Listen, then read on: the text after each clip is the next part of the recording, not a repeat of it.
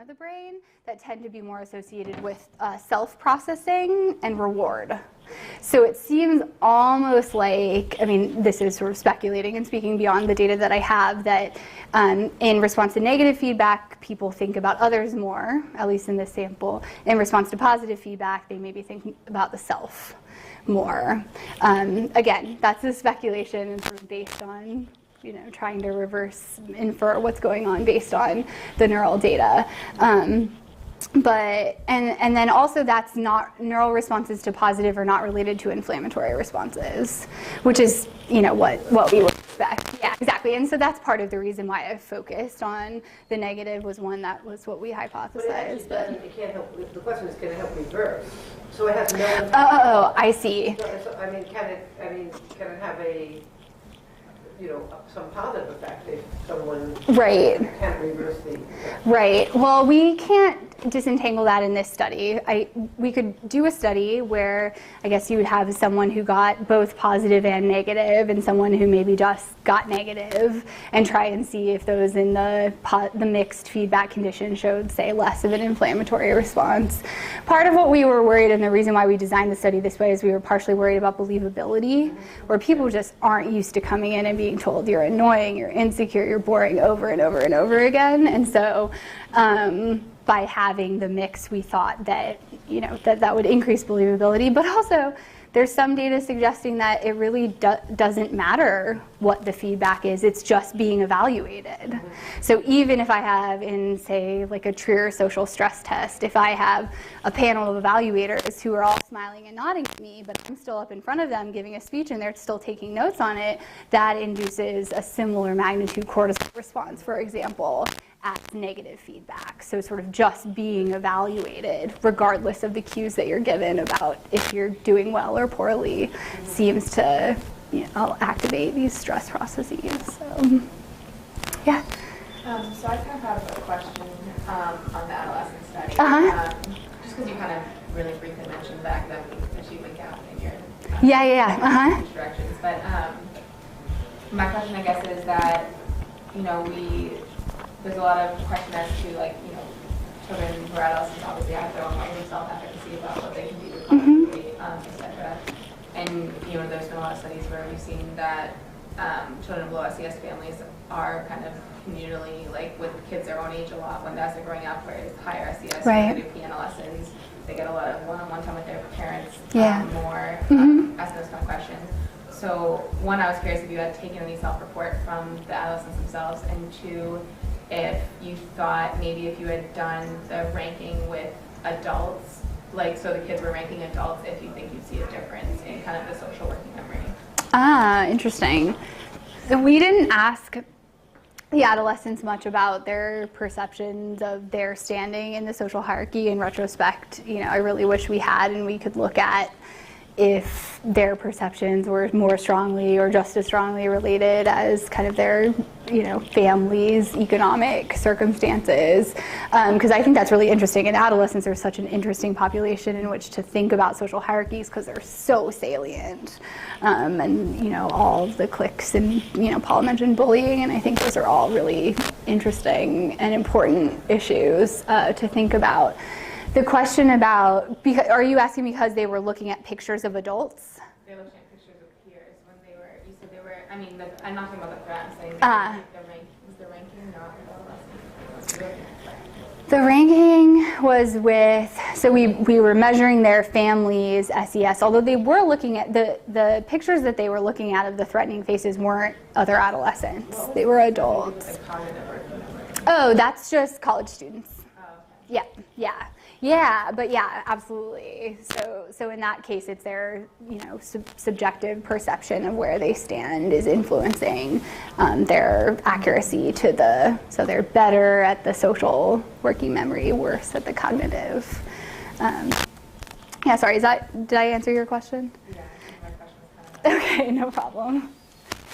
Ryan. So I'm wondering just about, I guess, in all of the stress sorts of studies that use the Trier task and in yours as well, where there's an element of uncontrollability, and certainly in many of these studies, I think in yours as well, the mentalizing that you're doing, insofar as that's what's being indexed with your Yeah. your area that activated there, other than the amygdala, it's really to no end, right? So there's a person in the control room who's saying, "I'm annoying, I'm insecure," and there's no way in which I actually have any real way of making mental state inferences about them or getting information about them. Right. So what I was wondering about was just a larger perspective of the functionality of all of this mentalizing of low status people, and sort of thinking about, to an extreme, has a quality, sort of ruminative cognition, that I'm ruminating about, well, what do people think about me? Right. Why do they think this? Why do they think that? That actually increases, it's the mentalizing that's increasing the distress. Right, absolutely, right? yeah. So I guess that I was wondering more about whether or not there were ways of, within your paradigm, in context where mentalizing would actually be functional, and whether or not you would actually then see in those cases where it's functional to mentalize, whether or not high status people would suddenly show this, right? Right. I mean, it's another way of interpreting this correlation, right, between status and mentalizing. Right. That, like, high status people, somehow they can't do it or Right. don't want to do it. Right. But they may actually be the ones who, in general, are doing it most appropriately. Right. They're only mentalizing when there's a real need to. Yeah. Whereas people who, their circumstances have pushed them into this social corner, they've got this chronic, threat-driven, ruminative sort of interpretive style. Right, yeah. I'm not sure I even believe that, but I guess I'm just wondering, can you speak to that, either theoretically or methodologically? Yeah, I mean, it's a great question. I think there are actually some existing data to suggest what you're saying, which is that if you, I think this is a study with CEOs, where if you sort of incentivize figuring out what other people are thinking or feeling, so it's suddenly the mentalizing is, as you're saying, useful, and it does serve some utility for you, that they do it and they're good at it. I mean, there are some data showing that that's how you actually ascend through the ranks of a hierarchy, is if you're good at kind of figuring out what are people thinking, how do I, talk to this person to get them to, promote me to this level or whatever. But I guess maybe once they're there, they're not as incentivized to do that as much, and so they kind of quiet those processes. So I do think that is probably true, that higher status people could do it potentially just as well. But I think the question that I was interested in, and sort of thinking back from an evolutionary perspective, or even sort of out in the daily lives of a low SES person or a lower status person group, I think it can turn into ruminative. It could turn into a ruminative process, but I think it starts out as a really adaptive thing that serves it. So if I'm low status in a group, I need to make sure that I don't get further ostracized, right? I need to make sure that I don't upset this person, because then I'm really on the outskirts, and that's really bad for me.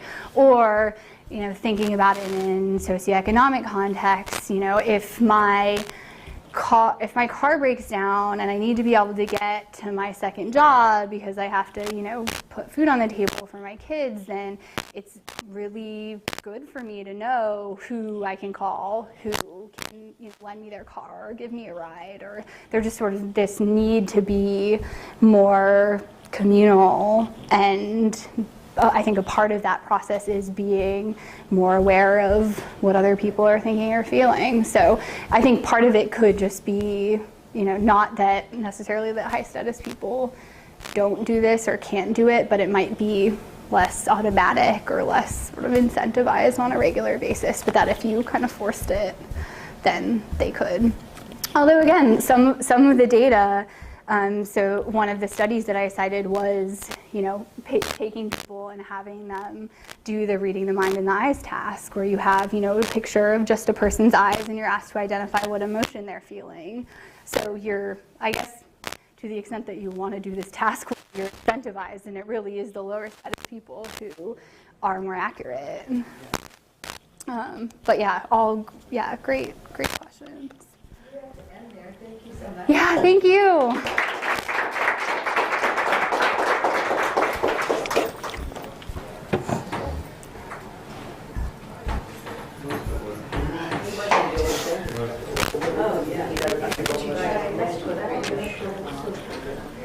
Just want to say, I'm really Oh, thank you. It was great to meet you too. Thanks. And yeah, like, sure, we both have lots of thoughts. I have to go run Okay. and teach, but It was great to meet you too. Yeah, thank you. Yeah. Hopefully I'll be seeing much more of you. And yeah, if you want to send me an email, or I'll be here on Skype if you want. Yeah, I was thinking, I You mean, both have Yeah. so yeah, just thinking about the stuff on stigma, like in a past life, I used stuff on Right. stigma, and oh my god, like I could see so many interesting Absolutely. directions. Yeah, me too. Me too. Please Definitely. give my best to Wendy. Okay, I will. Yeah, definitely. Yeah. Yeah. We don't talk, but if you have any questions, I will Okay. be trying to catch up on email tomorrow. That's my goal. Sounds So good. by all means, feel free to get Thank you. Okay, we'll get you unplugged here. And then we'll